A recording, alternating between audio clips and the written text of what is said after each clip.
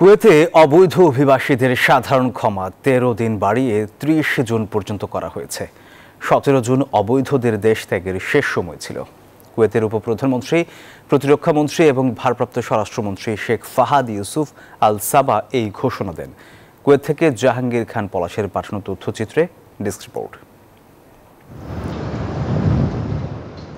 ঈদের ছুটির কারণে কুয়েতে অবৈধভাবে বসবাসরত প্রবাসীদের সাধারণ ক্ষমার মেয়াদ আরো ২ সপ্তাহ বাড়ানো হয়েছে।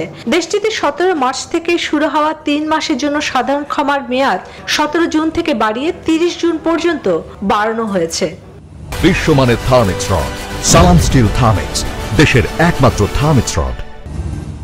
১৩ জুন রাতে কুয়েতের উপপ্রধানমন্ত্রী ও প্রতিরক্ষামন্ত্রী শেখ ফাহাদ ইউসুফ সৌদ আল সাবাহর বরাত দিয়ে কুয়েত টাইমসের প্রতিবেদনে এই খবর প্রকাশিত হয়। বলা হয়, আগে নির্ধারিত সময়ে যেসব অবৈধ প্রবাসী বৈধ হতে পারেনি অথবা টিকিট সংকট সহ বিভিন্ন কারণে দেশে যেতে ব্যর্থ হয়েছে, তাদের জন্য এই সুবর্ণ সুযোগ।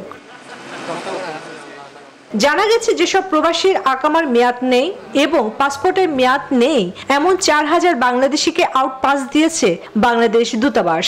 কুয়েত সরকারকে অনেক ধন্যবাদ। ১৭ তারিখ পর্যন্ত সাধারণ ক্ষমা ছিল, এখন কুয়েত সরকার আবার ৩০ তারিখ পর্যন্ত সাধারণ ক্ষমার সময় বৃদ্ধি করেছে, যার ফলে আমাদের প্রবাসীরা অনেক সুবিধা গ্রহণ করতে পারবে।